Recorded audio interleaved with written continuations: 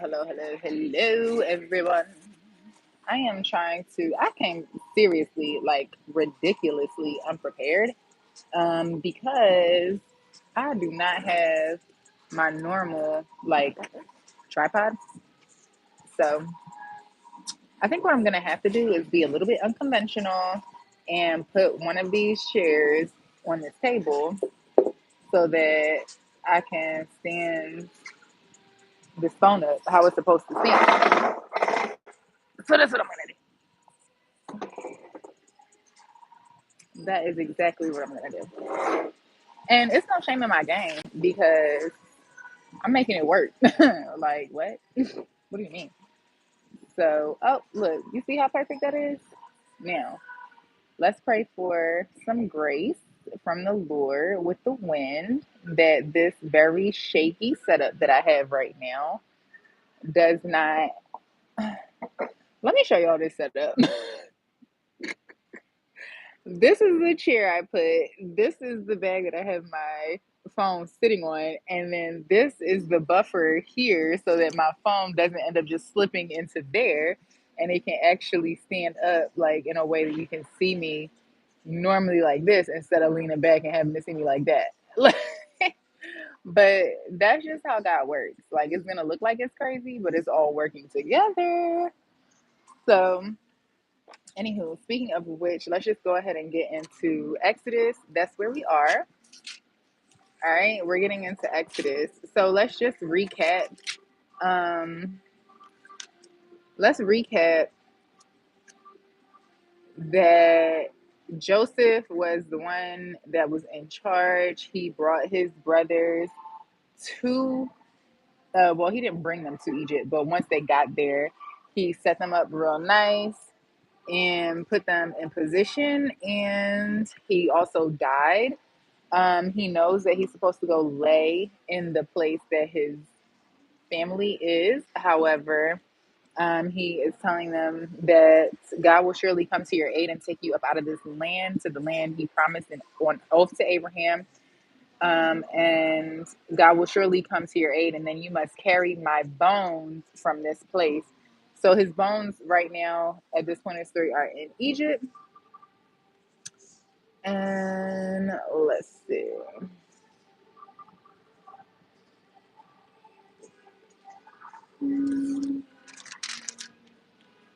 All right.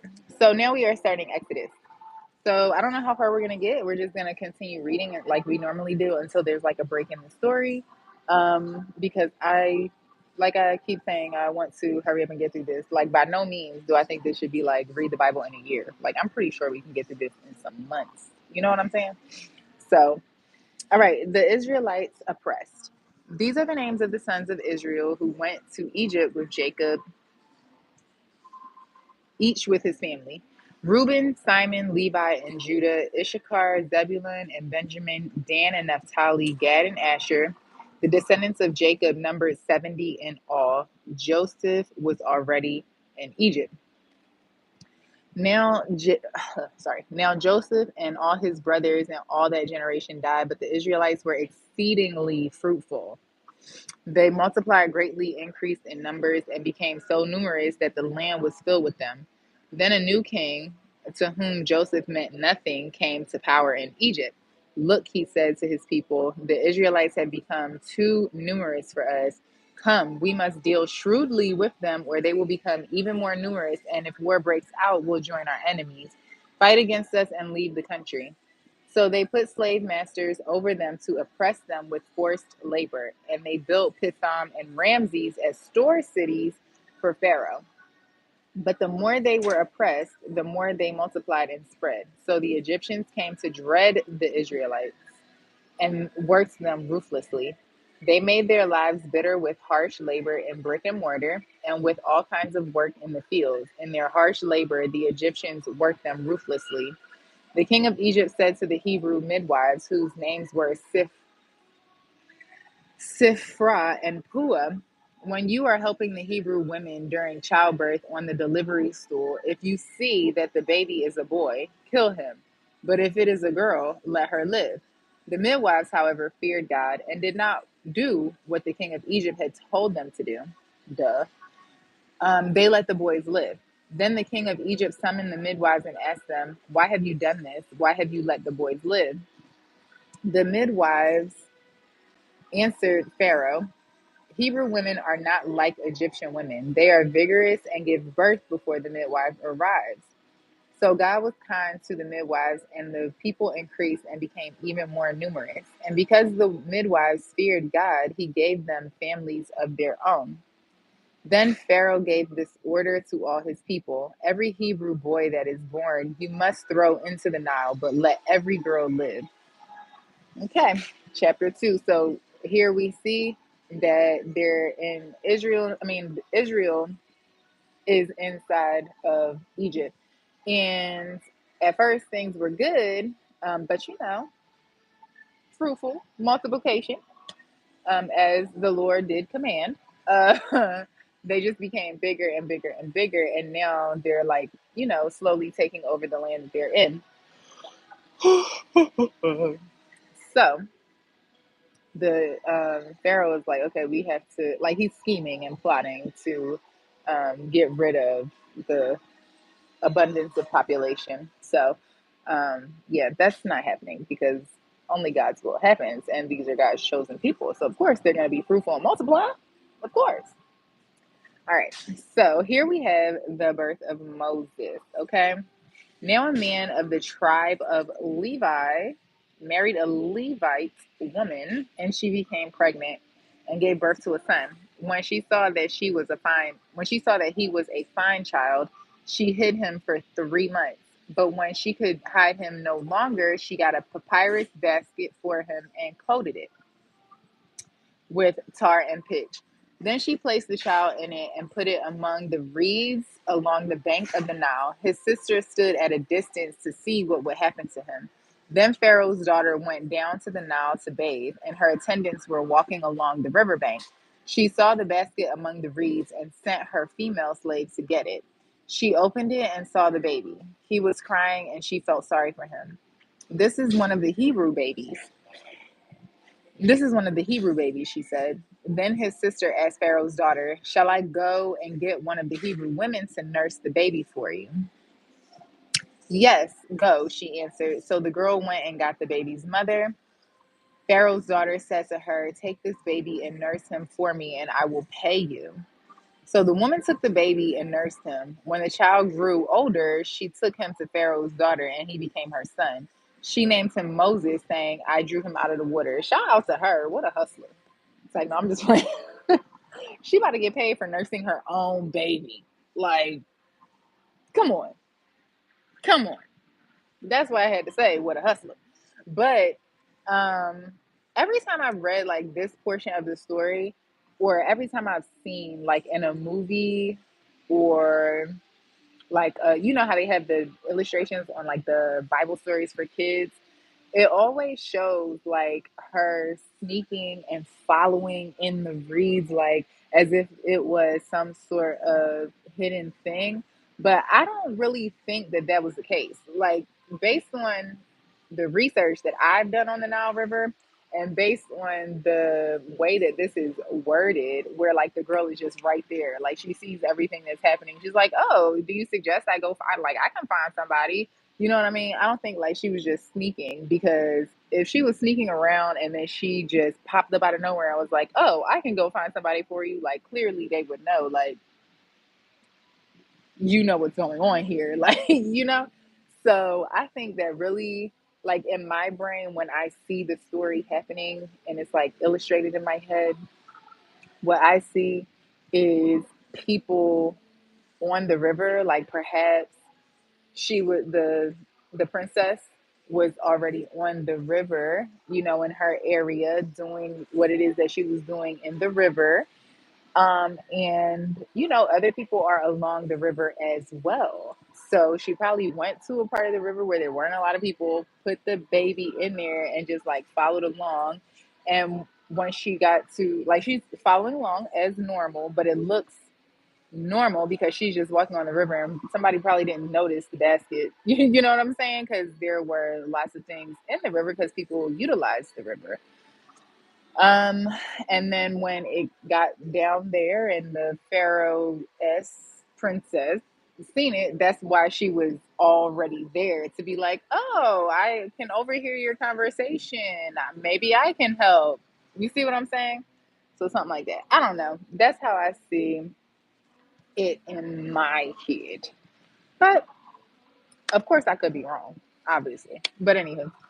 Um, so Moses flees to Midian. We're still in chapter 2. Moses flees to Midian. One day after Moses had grown up, he went out to where his own people were and watched them at their hard labor.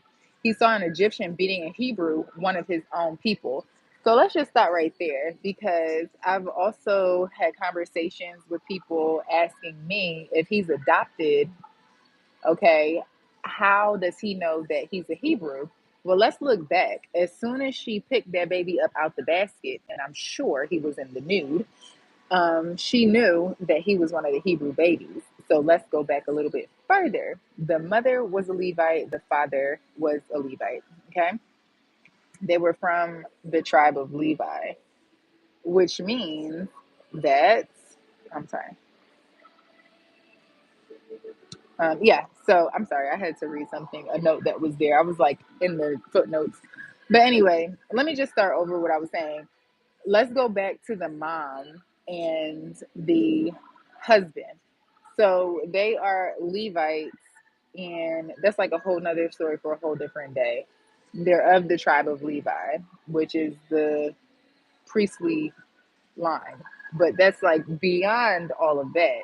We can go way back to Genesis and see that after 8 days of a child's life, a male child, they get circumcised. And here we see that he wasn't put in the river until he was about 3 months old.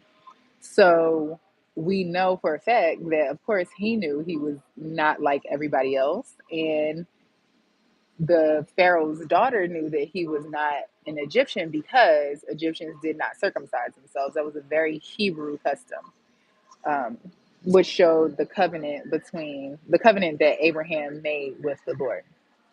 So that's how she knew and how he knew that he was not Egyptian.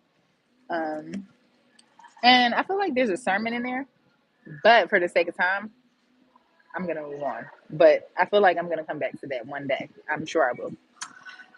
Let's see.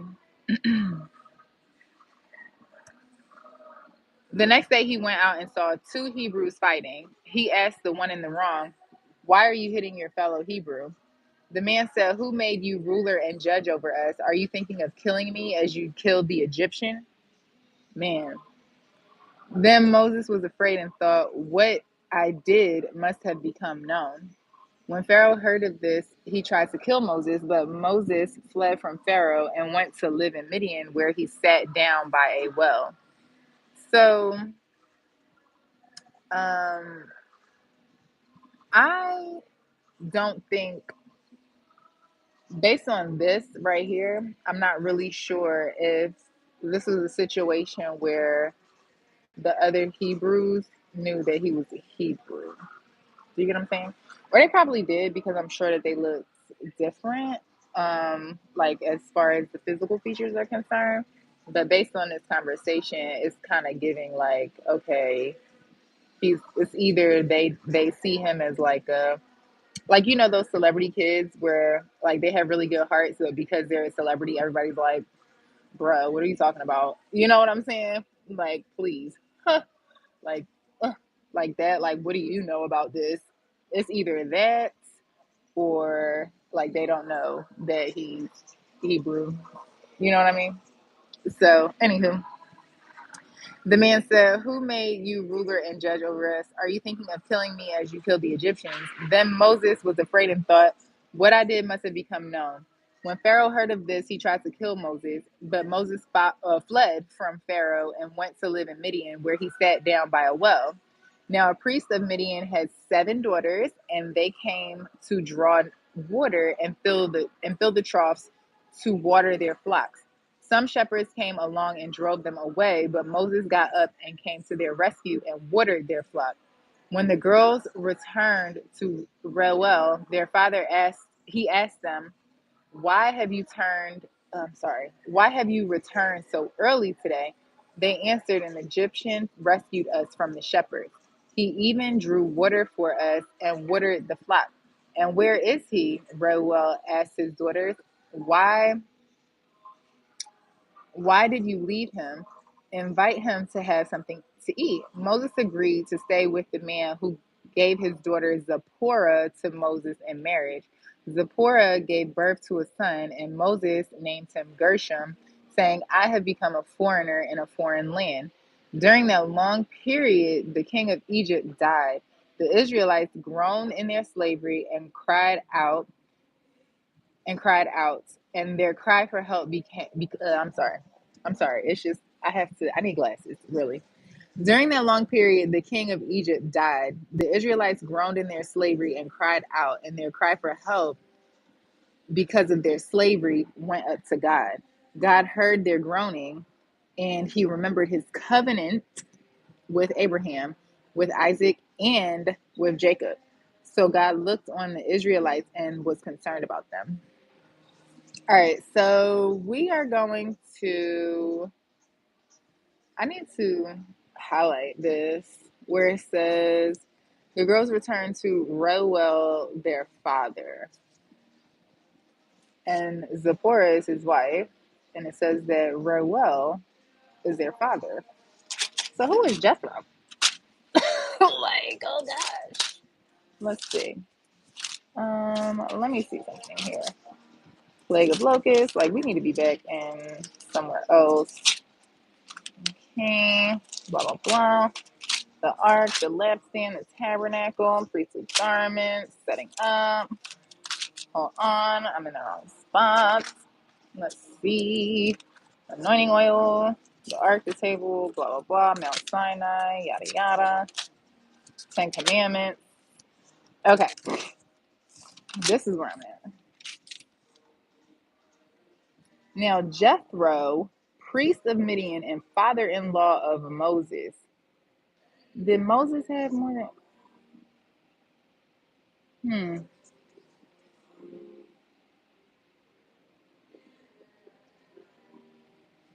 Okay, yeah. So now Jethro, the priest of Midian and father-in-law of Moses. But right here it says that right here it says Reuel. We'll figure it out. Moses in the burning bush. Now Moses, this is chapter 3. Like, that's really wrecking my brain. Like the whole Reuel Jethro thing. I'm gonna have to look that up. Okay, Moses in the burning bush. Now Moses was tending to the flock of Jethro, his father-in-law, the priest of Midian.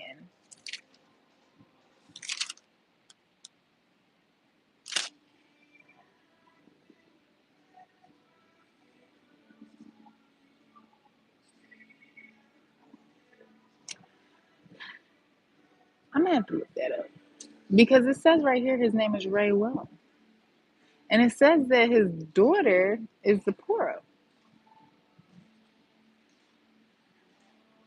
I'm gonna have to look it up. Yeah, I'm gonna have to look it up.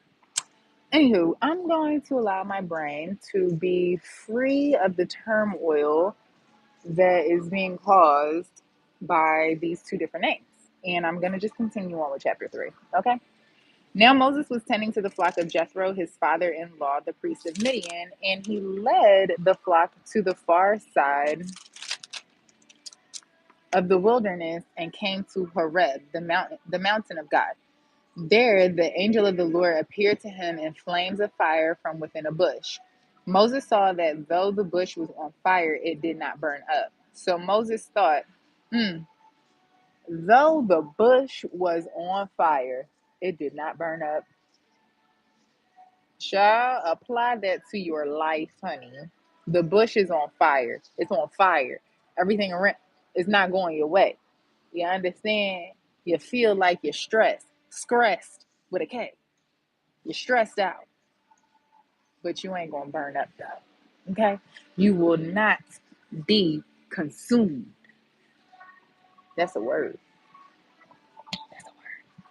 But anywho, when the Lord saw that he had gone over to look, God called to him from within the bush, Moses, Moses. And Moses said, Here I am. Do not come any closer, God said. Take off your sandals, for the place where you are standing is holy ground. Then he said, I am the God of your father, the God of Abraham, the God of Isaac, and the God of Jacob. At this, Moses hid his face because he was afraid to look at God. The Lord said, I have indeed seen the misery of my people in Egypt.